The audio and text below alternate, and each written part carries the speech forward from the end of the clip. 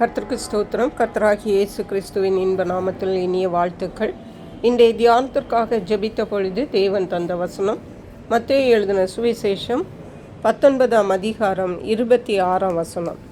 இயேசு அவர்களை பார்த்து, மனுஷரால் இது கூடாதது தான், தேவனாலே எல்லாம் கூடும் என்றார். நம்முடைய கர்த்தராகிய இயேசு கிறிஸ்துவினாலே கூடாத காரியம் ஒன்றுமில்லை.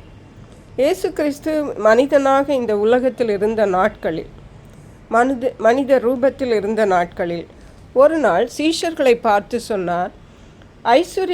23ஆம் வசனம் சொல்லுகிறது, ஐஸ்வர்யவான்கள் பரலோக ராஜ்யத்தில் பிரவேசிப்பது அரிதென்று மெய்யாகவே உங்களுக்கு சொல்லுகிறேன் என்றார்.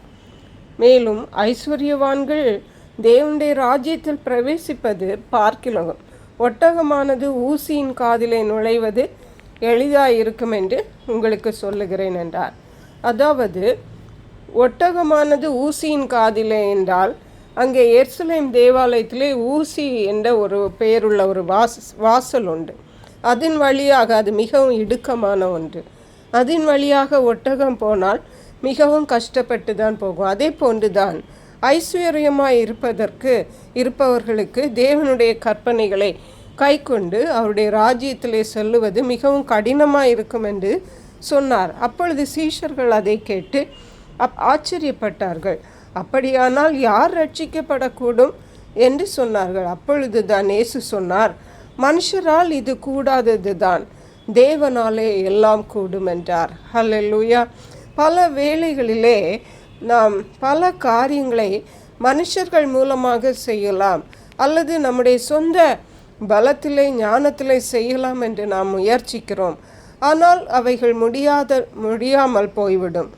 ஆகவே தான் தேவன் சொல்லுகிறார், மனுஷரால் கூடாதது தான், ஆனால் தேவனாலே எல்லாமே கூடும். தேவனாலே முடியாது என்று ஒன்றுமே இல்லை. ஆகவே ஐஸ்வர்யவான்களை தேவனுடைய ராஜ்யத்தில் பிரவேசிக்க வைக்க பண்ண நம்முடைய தேவனாலே முடியும்.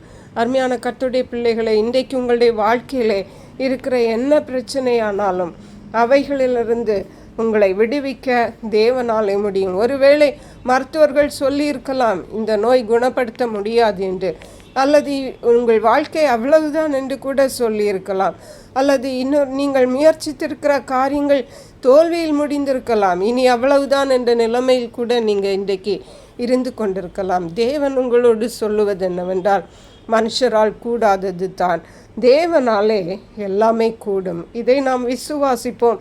தேவனுடைய விடுதலைகளையும் ஆசீர்வாதங்களையும் பெற்று நாம் மகிழ்வோம். மார்க் எழுதின சுவிசேஷம் 4ஆம் அதிகாரம் 39ஆம் வசனம் சொல்லுகிறது, அவர் எழுந்து காற்றை அதட்டி கடலை பார்த்து, இறையாதே, அமைதலாயிரு என்றார். அப்பொழுது காற்று நின்று போய் மிகுந்த அமைதல் உண்டாயிற்று.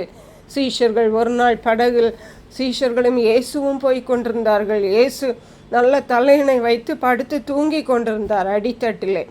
அப்பொழுது அங்கே மிகுந்த ஒரு காற்று எழும்பி அங்கே அவர்கள் படகு மிகவும் அசைந்து இருந்தது. அப்பொழுது அவர்கள் இயேசுவை எழுப்பி, போதகரே, நாங்கள் மடிந்து போகிறோம், உங்களுக்கு கவலை இல்லையா என்று சொன்னார்கள்.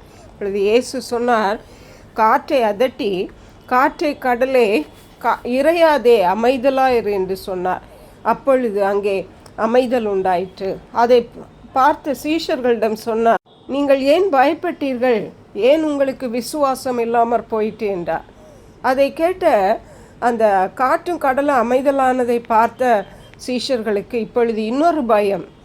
இயேசுவை பற்றி 41ஆம் வசனத்தில் சொல்லுகிறது, அவர்கள் மிகவும் பயந்து, இவர் யாரோ, காற்றும் கடலும் இவருக்கு கீழ்ப்படுகிறதே என்று ஒருவரோடொருவர் சொல்லி கொண்டார்கள். அருமையான கர்த்தருடைய பிள்ளைகளை, தேவன் நம்முடைய வாழ்க்கையில கிரியை செய்யும் பொழுது நாம் தேவனுக்கு பயப்படுவோம். அவ்வளவு பெரிய தேவன் நம்முடைய தேவன்.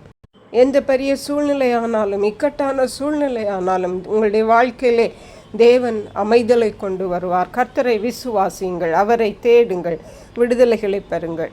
ஜெபிப்போம். எங்களை கிருபையா நேசித்து பாதுகாத்து வழி நடத்துகிற எங்கள் அன்பின் தகப்பனே, ஆசீர்வதிக்கப்பட்ட இந்த நல்ல நாளுக்காக நன்றி. எந்த சூழ்நிலையிலும் இயேசு எங்களோடு கூட இருக்கிறபடியால் நன்றி. இயேசுவாலே எல்லாம் கூடும். நன்றி பரிசுத்த ஆவியானவரே. துதிகன மகிமை உமக்கே செலுத்துகிறோம். இயேசு கிறிஸ்துவின் நாமத்தில் ஜெபிக்கிற அன்புள்ள பரமபிதாவே, ஆமென். God bless you.